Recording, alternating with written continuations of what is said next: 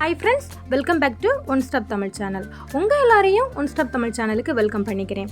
இந்த வீடியோவில் வீட்டில் குழந்தைங்க லீவு டைம் இருக்கிறதுனால பிரியாணி செஞ்சு கேட்டிருந்தாங்க. அதனால் அவங்களுக்கு வெஜிடபிள் பிரியாணி செஞ்சு கொடுத்துருந்தேன். பிரியாணி செய்யும்போது ஒரு சில ட்ரிக்ஸ் அண்ட் டிப்ஸை நம்ம ஃபாலோ பண்ணணும் அப்படின்னா நம்ம செய்கிற பிரியாணி உதிரியாகவும் இருக்கும், பாத்திரத்தில் அடி பிடிக்காமலும் இருக்கும். அதே நேரத்தில் ஹோட்டலில் செய்கிற டேஸ்ட்டை விடைக்கும் வீட்டிலையே சூப்பராக டேஸ்ட்டாக நம்ம பண்ணலாம். அது எப்படி பண்ணுறதுன்ட்டு இந்த வீடியோவை ஸ்கிப் பண்ணாமல் பாருங்கள். வெஜிடபிள் பிரியாணியை பொறுத்த வரைக்கும் பச்சை பட்டாணி போட்டோம் அப்படின்னா ரொம்ப டேஸ்டியாக இருக்கும். நான் முந்தின நாள் ஊற போடாததுனால பிரியாணி செய்கிற டைமில் 25 கிராம் பச்சை பட்டாணியை ஒரு வாணலியில் வறுத்துட்டு அதுக்கப்புறம் குக்கரில் வேக வச்சேன். இந்த பிரியாணிக்கு நான் பாஸ்மதி அரிசி 2 கப் அளவுக்கு எடுத்திருக்கிறேன். அரிசியை 2 அல்லது 3 முறை நல்லா தண்ணி விட்டு கழுவிக்கணும். அதுக்கப்புறம் எந்த தண்ணியில் நம்ம குக் பண்ண போகிறோமோ அந்த தண்ணி 1 அல்லது 2 கப் அளவுக்கு, அதாவது அரிசி மூழ்கிற அளவுக்கு விட்டு அரை மணி நேரமாவது நம்ம ஊற விட்டுடணும். அடுத்து மீல் மேக்கர் 25 கிராம் எடுத்திருக்கிறேன். இதையும் நல்லா கழுவுனதுக்கு அப்புறம் சுடு தண்ணியில் கொஞ்சமாக உப்பு போட்டு இந்த மீல் மேக்கரையும் போட்டு அரை மணி நேரம் நம்ம ஊற வச்சிட்டோம் அப்படின்னா அந்த மீல் மேக்கர் தண்ணியில் நல்லா ஊறிடும். அடுத்து பிரியாணிக்கு தேவையான காய்கறிகளை நான் நறுக்கி வச்சுருக்கிறேன்.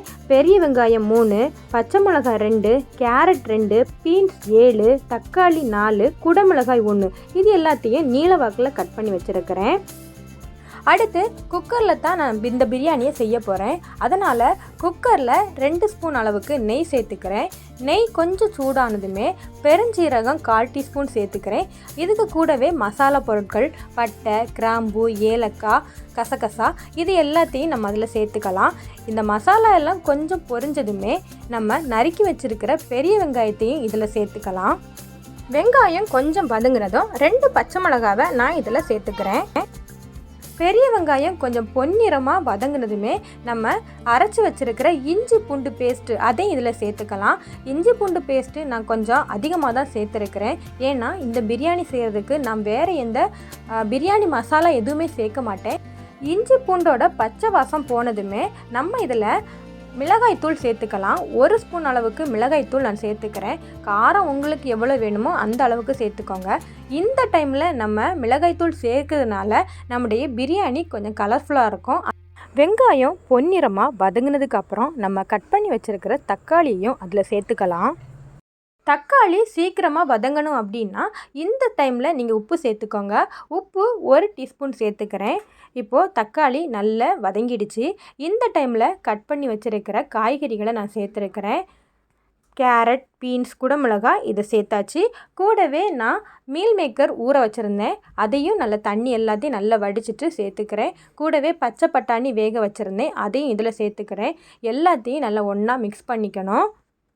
எல்லாத்தையும் ஒரு முறை நல்லா கிளறி விட்டுக்கணும். அதுக்கப்புறம் 2 ஸ்பூன் அளவுக்கு மல்லித்தூள், 1/4 டீஸ்பூன் மஞ்சள் தூள், 1/4 டீஸ்பூன் கரம் மசாலா சேர்த்துக்கலாம்.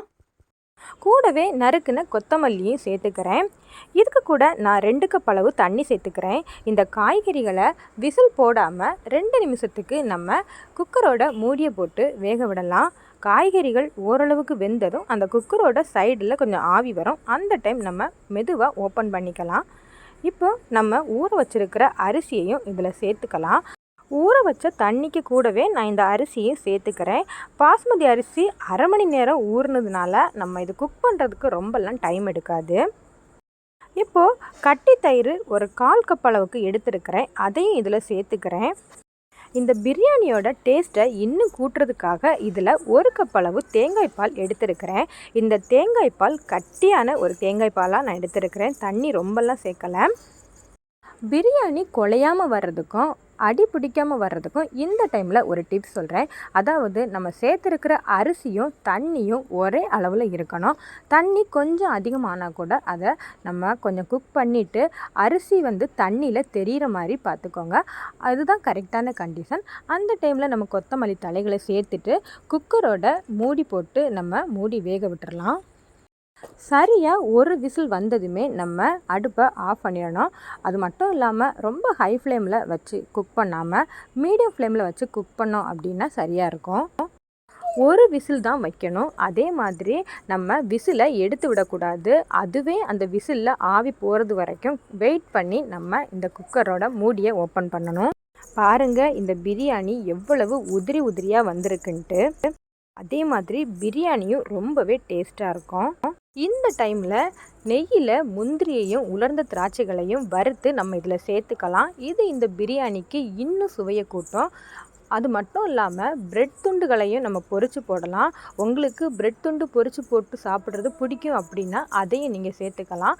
நான் சொன்ன இந்த மெத்தடில் நீங்கள் பிரியாணி செஞ்சீங்கன்னா நீங்கள் செய்கிற பிரியாணி ரொம்ப டேஸ்டியாகவும் இருக்கும். அதே மாதிரி குழையாமல் அடி பிடிக்காமல் உதிரி உதிரியாகவும் இருக்கும். இந்த மெத்தடில் தான் பிரியாணி செய்வேன். நான் செஞ்ச மெத்தட் உங்களுக்கு பிடிச்சிருந்துச்சு அப்படின்னா நீங்களும் செஞ்சு பாருங்கள். இந்த வீடியோ உங்களுக்கு பிடிச்சிருந்துச்சு அப்படின்னா மறக்காமல் லைக் பண்ணுங்கள். வீடியோவை பார்த்ததுக்கு ரொம்ப நன்றி. தேங்க்ஸ் ஃபார் வாட்சிங்.